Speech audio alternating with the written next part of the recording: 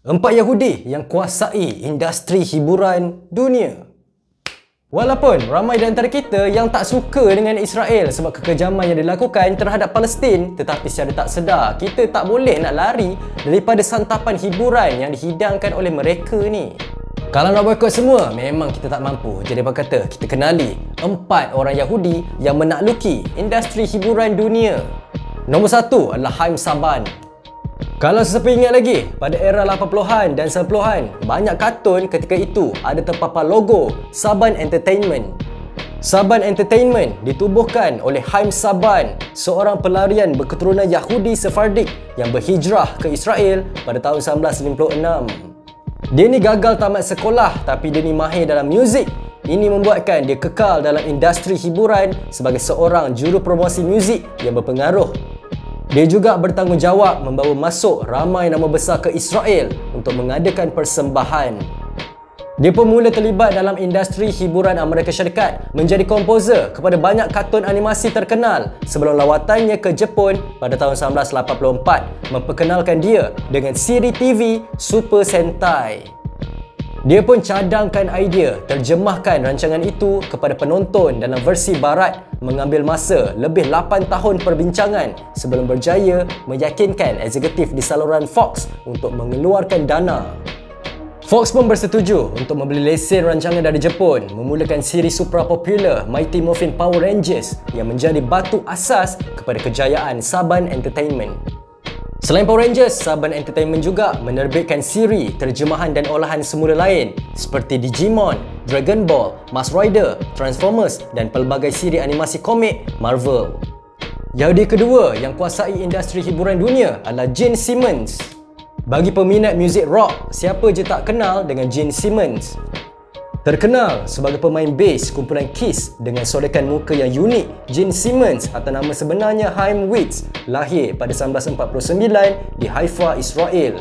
Anak kepada kelahiran yang berjaya melarikan diri dari buruan tentera Nazi. Pada usia Weitz 8 tahun, keluarganya berpindah ke New York bagi mencuba nasib mengubah hidup susah di Israel. Weitz pada usia remaja menukar namanya kepada Eugene Klein sebelum mula menggunakan nama Gene Simmons sempena nama seorang pemuzik legenda bernama Jumping Gene Simmons. Mak dia salah seorang tahanan perang yang dipaksa bekerja sebagai pengutip ubi kentang dalam kem tahanan sehinggalah tentera Jerman menyerah kalah pada tahun 1945. Nenek dia pula salah seorang mangsa yang dibunuh tentera Jerman menggunakan gas beracun.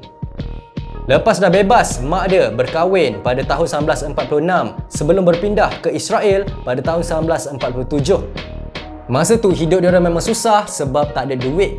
Simmons ni dari kecil meniaga buah bagi membantu pendapatan keluarga sebelum hidup mereka berubah selepas berpindah ke Amerika Syarikat.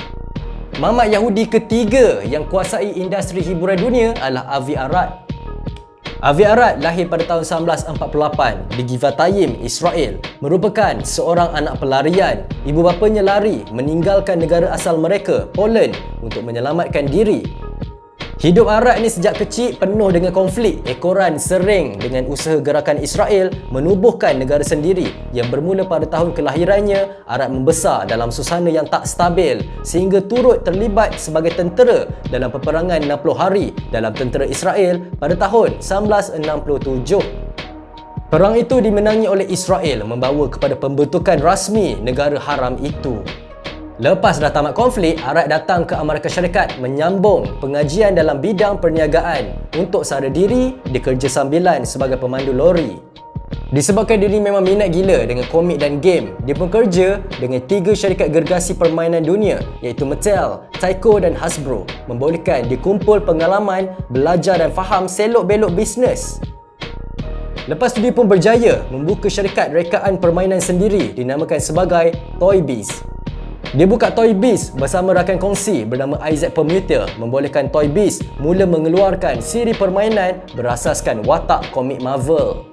Nasib diorang ni mula berubah dengan lebih mendadak lepas masalah kewangan yang dihadapi syarikat penerbitan Marvel Comics sehingga berdepan status bankrupt, membolehkan Toy Biz beli Marvel.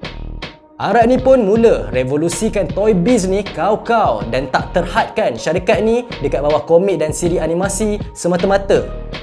Avi Arad adalah tulang belakang utama kepada permulaan kenaikan populariti siri filem bertemakan komik dengan penerbitan filem X-Men sebelum betul-betul pecah panggung dengan trilogi Spider-Man pertama lakonan Tobey Maguire.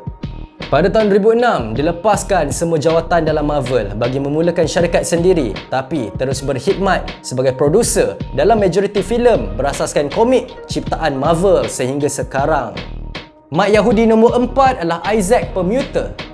Isaac Permuter adalah individu paling tinggi jawatannya dalam Marvel Entertainment, memegang jawatan sebagai pengerusi. Dia dan Avi Arad sebagai rakan kongsi menyelamatkan Marvel Comics sebagai pemilik baru sebelum kedua-duanya memperkembangkan syarikat komik itu menjadi gergasi media yang kita kenal sekarang. Berbeza dengan Arad, Permuter memilih untuk terus menceburkan diri bersama Marvel secara langsung sampailah sekarang dalam aspek pengurusannya. Permuter terkenal sebagai seorang yang lebih gemar duduk di belakang tabir. Dia ni lahir pada tahun 1942 ketika Palestin masih dikuasai oleh British. Dia menetap di Israel, terlibat dalam Perang 60 Hari Pembebasan Israel pada tahun 1967 sebelum memberanikan diri berhijrah ke New York hanya dengan wang tunai berjumlah $250 pada usia 24 tahun. Dia ni juga tak ada sebarang kelulusan pendidikan tinggi. Permuter ni menyara hidup dengan menggunakan kemahiran dalam bahasa Hebrew menjadi penterjemah dan jurucakap kepada majlis-majlis pengebumian sebelum Toy Biz mengubah nasib dia. Tak banyak yang kita ketahui berkenaan Permuter. Ekoran dia ni sifat yang suka berahsia. Dia ni juga dikenali sebagai orang yang kedekut dan suka nak ikut masa dia sendiri. Oleh disebabkan itu, eksekutif dekat Marvel sendiri kata yang susah nak bekerjasama dengan dia ni sebab sifat dia ni suka mendesak, nak lagi hal kreatif.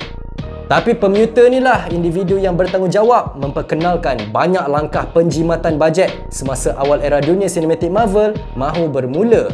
Dia ni juga berani ambil risiko, lantik pengarah Jon Favreau yang rekodnya agak malap ketika itu mengarahkan filem pertama Iron Man.